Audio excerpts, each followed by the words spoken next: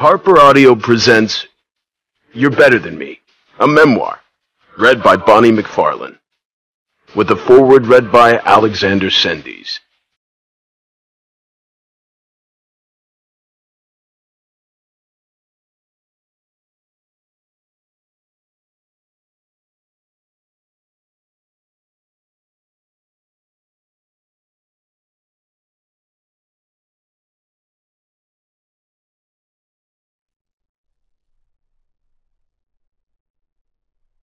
Forward by Anthony Bourdain.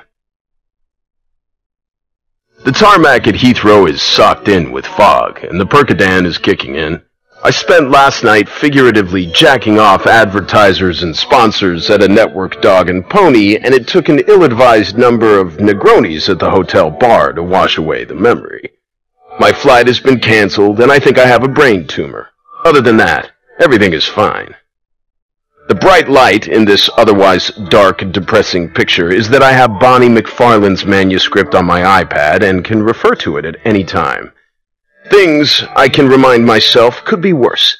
I could be growing up on a farm in northern Canada, eating homemade ketchup and taking once-a-week baths in the same water as the rest of my family. I could be a working comedian.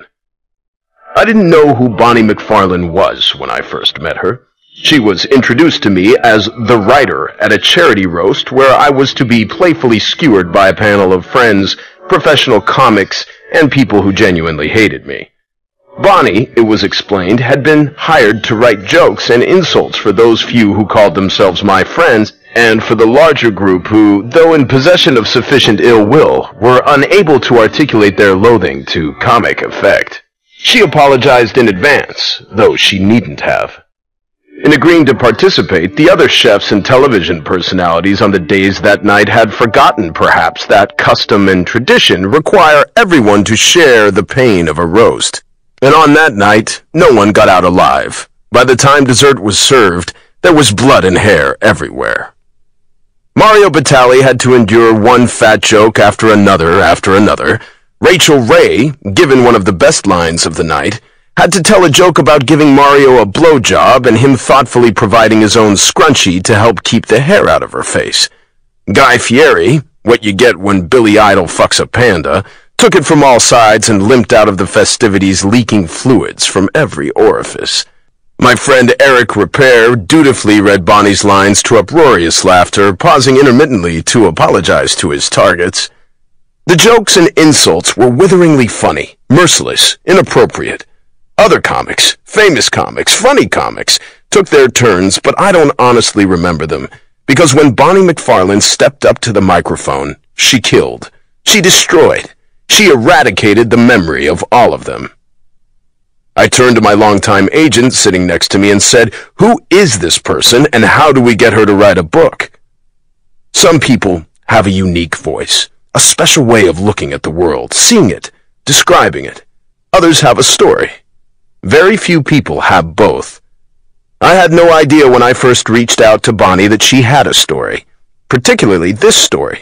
I just knew that she had a fantastic way of looking at the world, talking about it, and that I'd happily spend a few hundred pages hearing her talk about, well, anything. I know, too, that if I was put on Earth to publish anyone, it was Bonnie McFarlane. Like so few people are able to do, only Richard Pryor comes to mind, she walks that tightrope between comedy and tragedy brilliantly.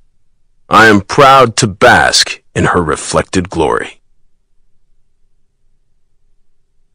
Chapter 1. How I Failed at Being a Serial Killer, or Why I Am a Comedian. Ask anyone. I'm weird. But not like weird. It's harder to categorize than that. My weirdness is more unsettling because it can go under the radar for a long time before it snaps to the surface. You could be talking to me for an hour, maybe longer, and perhaps even enjoyably so before the realization wafts up on you like a cool draft that suddenly becomes difficult to ignore. You're talking to a fucking lunatic. I'm not sure how it happened.